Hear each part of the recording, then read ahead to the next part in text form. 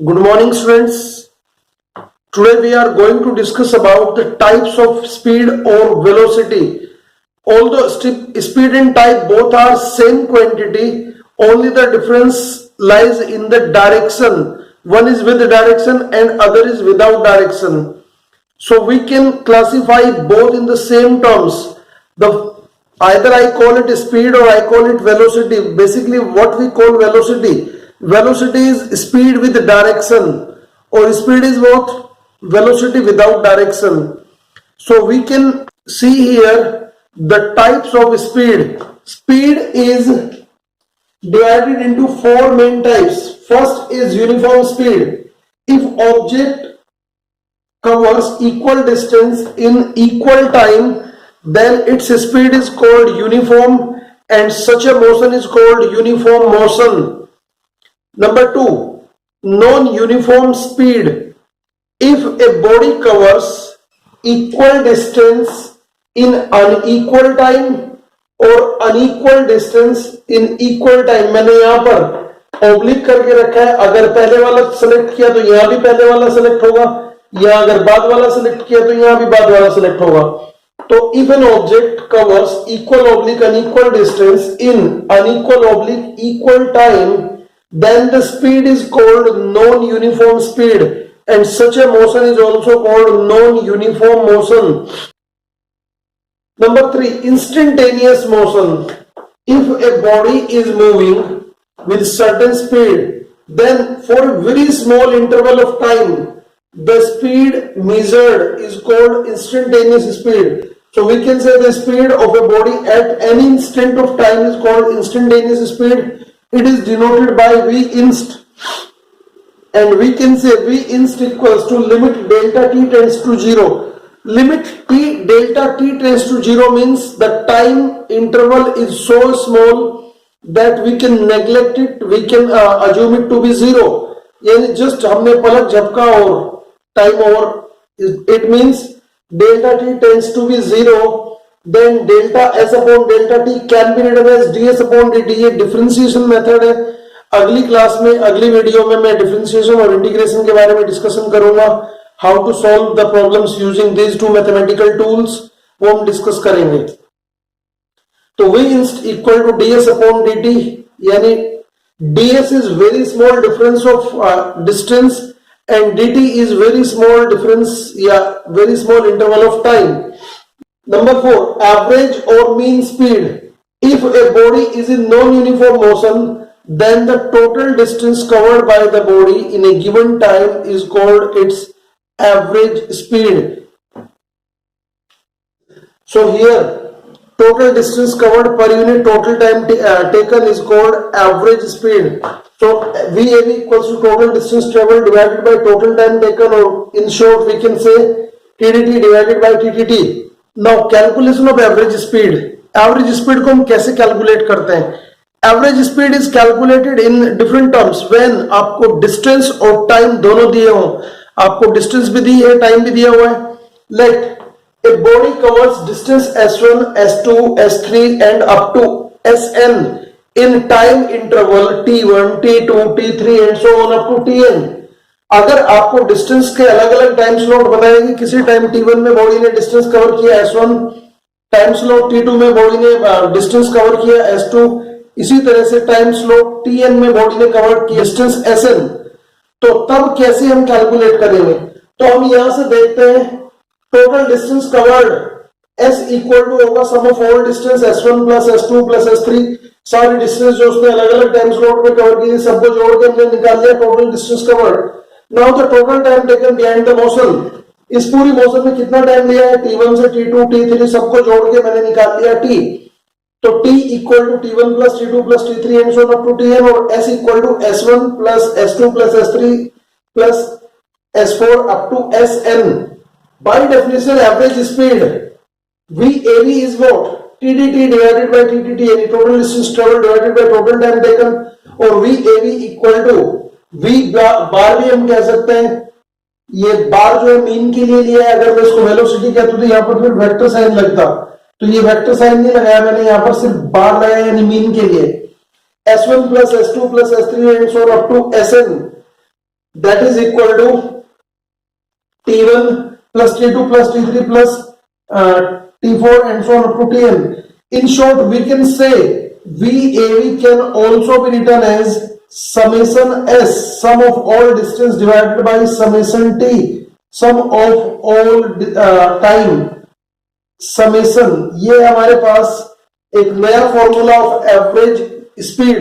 Now second case, when velocity and time is given, no distance is given, he will ask you to calculate the velocity and we will tell you the speed in different types of slots. तो जब आपको velocity या speed दिया हुआ हो उस time आपको वो कहता है कैलकुलेट द एवरेज स्पीड या एवरेज वेलोसिटी. तो कहता है body moves at speed v1 v2 v3 and so on up to vn in time t1 t2 t3 and so on up to tn respectively. Then distance traveled in different time. तो हम यहाँ पर सबसे पहले हमें time पता है, हमें पता है डिस्टेंस इक्वल टू होता है स्पीड इनटू टाइम या डिस्प्लेसमेंट इक्वल टू होता है वेलोसिटी इनटू टाइम. तो हम यहाँ पर s के लिए जाएंगे. डिस्टेंस भी हो सकता है, डिस्प्लेसमेंट भी हो सकता है. If I write velocity then it will be displacement. If I write speed it will be distance. So distance as well in first time, that is v1 t1, distance covered in first time interval. Distance covered in second time interval v2 t2. इसी तरह से distance covered in nth time interval Sn equal to vn tn. So this way, what is the total distance covered in the whole motion? H s equal to s1 plus s2 plus s3 and so on up to sn. ये हमने total distance cover मान लिया है पूरे motion में.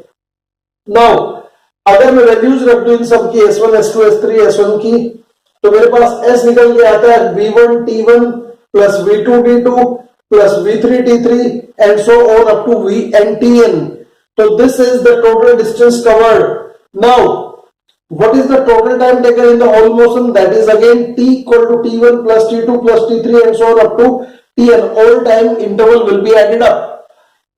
By definition, average velocity says s upon t, any total distance traveled divided by total time taken, and putting values, I will have v average equals to v1 t1 plus v2 t2 and so on up to vn tn equal to divided by t1 plus t2 plus t3 and so on up to tn. This is the second formula of calculating average speed when you are given only the speed and the times, no distance is given to you.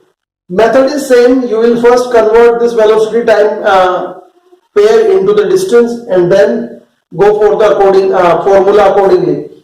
But there comes a particular case when all the time slots are equal. जितने भी time slot मैं बना रहा हूं वो equal हैं, यानी मैं कहूं सारे टाइम इक्वल है. पहला टाइम अगर 1 मिनट लिया मैंने, दूसरा टाइम भी 1 मिनट होगा, तो पहला मिनट, दूसरा मिनट, तीसरा मिनट, चौथा मिनट. या मैंने इसको 1 घंटा माना है तो पहला घंटा, दूसरा घंटा, तीसरा घंटा. तो वटेवर टाइम स्लॉट जो है वो सारे इक्वल. और मैंने मान लिया हर टाइम स्लॉट जो है टी टाइम का है, यानी t1 भी t है और t2 भी t है और t3 भी t है, n भी t है. तो सारे टाइम स्लॉट अगर t1 के हैं तो यहां पर v एवरेज क्या होगा? v1 t plus v2 t plus vn t. तो यहां से मैंने इन सब के जो v1 v2 v3 एक तरफ कर लिया, जो टाइम कॉमन था उसको मैंने बाहर निकाल लिया है. नीचे क्योंकि सारे टाइम जुड़ते हैं, 1 t प्लस 1 t 2 t हो जाएंगे. अगर मैं इसमें एक और t जोड़ देता हूं, t प्लस t, ये 3t हो जाएगा. बट मैंने इसको n टाइम्स जोड़ा है तो it becomes n into t. t से t कैंसिल हो जाएगा और what remains vav equal to v1 plus v2 plus v3 and so on up to vn divided by n. That we call mean of velocities. तो mean of all velocities. तो average speed mean of all velocities होगा only if all the time slots are equal. अगर time slots equal नहीं है तो you cannot take it as mean, you will take it as this way. So this is the second method of calculating average speed. Case number 3, when distance and speed is given. जब distance और speed का pair आपको दिया हो तब क्या होगा? हमने मान लिया let a body covers s1 s2 s3 and so on up to sn distance with speed v1 v2 v3 and so on up to vn. हम इसको ऐसे मान लेते हैं कि एक कार को हमने ट्रेवल कराया, पहले 50 किलोमीटर में जो हमने स्पीड रखी वो 40 किलोमीटर पर आवर थी, अगले 20 किलोमीटर के लिए स्पीड बढ़ा के मैंने कर दी 60 किलोमीटर पर आवर, फिर तीसरे स्लॉट में मैंने सिर्फ 30 किलोमीटर का डिस्टेंस कवर किया but at a speed of 100 kilometre per hour. तो इसका मतलब मैंने अलग अलग डिस्टेंस बताए, अलग अलग स्पीड बताए उस टाइम स्लॉट के, but no time is told you, no time is given. Then we will calculate the time. Then total distance covered in this motion will be sum of all distance, यानी s1 plus s2 plus s3 and so on up to sn. Total time taken during each interval, हमें पता है time is what? The distance divided by speed. So time t1 in first slot is what? s1 upon v1.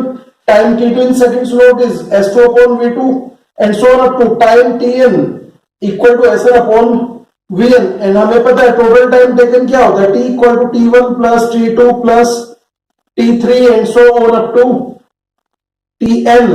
Putting values T equals to S one upon V one plus S two upon V two plus S three upon V three and so on up to S N upon V N. By definition average velocity VAV equals to होता है S upon T and by definition again I can say S1 plus S2 and so on up to SN will be divided by S1 upon V1 plus S2 upon V2 and so on up to SN upon VN। तो this is what the average velocity in the third case. So students अब कुछ questions देख लेते हैं regarding the average velocity, average speed. Questions कैसे हैं, बहुत अच्छे दो क्वेश्चंस मैंने आपके लिए लिए हैं, सैंपल क्वेश्चंस है, कैसे हम क्वेश्चंस को सॉल्व करेंगे यूजिंग द एवरेज स्पीड फॉर्मूले। First question says a car covers first half distance at speed 40 kilometre per hour and the remaining half distance at speed 60 kilometre per hour. Find the average speed of car. यहां पर हमने मान लिया let car ने जो total distance travel किया that is 2x। मैंने यहां पर x by 2 का नहीं लिया, मैंने मान लिया कि कार ने टोटल डिस्टेंस ट्रेवल किया 2x, यानी यहां से लेके यहां तक का a से b तक का जो डिस्टेंस था वो हमारे पास था 2x, ab equal to 2x। a से c तक हाफ डिस्टेंस कवर किया जो था x, c से b तक हाफ डिस्टेंस कवर किया जो था x। ए से सी तक यानी पहले स्लॉट में जो स्पीड थी वो v1 यानी 40 किलोमीटर पर आवर थी, सेकंड स्लॉट में स्पीड थी 60 किलोमीटर पर आवर। तो हम यहां से देख लेते हैं x1 इक्वल टू x है, x2 इक्वल टू भी x है, v1 equal to 40 kilometre per hour है और v2 equal to 60 kilometre per hour है।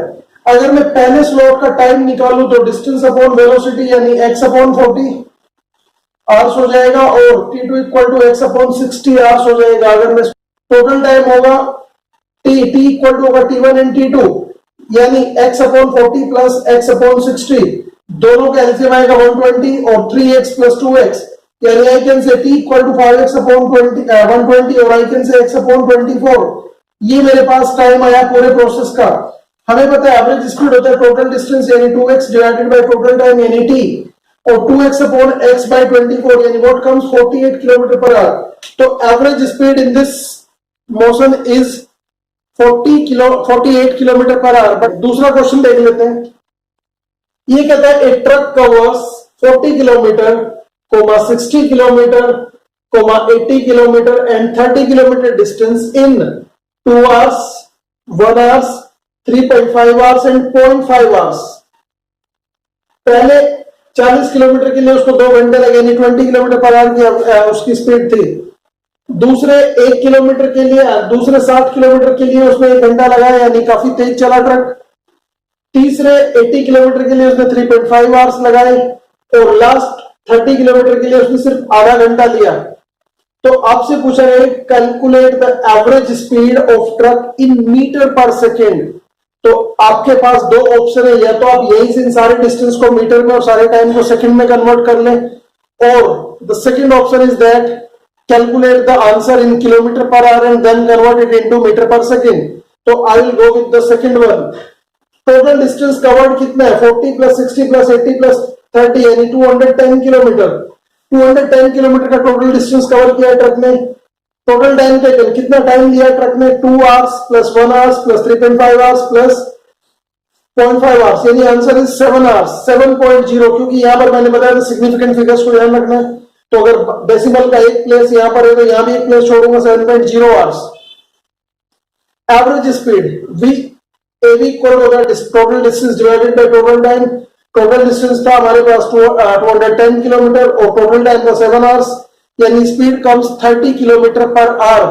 ये 30 किलोमीटर पर आवर की जो स्पीड है ये किलोमीटर पर आवर में, जबकि आपको चाहिए था मीटर पर सेकंड में। तो इन metre per second VAV equal to जो भी वैल्यू आपको किलोमीटर पर आवर में मिलती है उसको 5/18 से मल्टीप्लाई करते हैं, क्योंकि अगर किलोमीटर के में मीटर बना तो 1000 मीटर बनेंगे, जबकि आवर्स के में अगर सेकंड बना तो 3600 सेकंड बनेंगे। तो मैं कह सकता हूं 30 multiplied by 1000 metre divided by 3600 second. तो 2 जीरो से 2 जीरो कटेंगे और 5 से ये 2 से ये 5 और ये 18। तो 5/18 का मल्टीप्लाई हम करेंगे। 5/18 की मल्टीप्लाई करने के बाद मेरे पास आता है 25/3 और 25/3 को अगर मैं फर्दर सॉल्व करूं तो answer comes 8.33 metre per second. तो this is all about the calculation of average speed using the various फॉर्मूले। We will see the acceleration. What is acceleration? Basically acceleration is the rate of change of velocity और change in velocity per unit time. Rate of change of velocity or change in velocity per unit time is called acceleration. Acceleration is denoted by a. It is a vector quantity.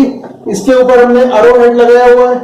Mathematically, acceleration equal to change in velocity divided by change in time, or we can further say vector a equal to vector v, delta vector v divided by delta t. Delta vector v का मतलब change in velocity, यानी v2 minus v1। Final velocity हमारी v2 है, initial velocity v1 है, तो a equal to होगा v2 minus v1 divided by t2 minus t1।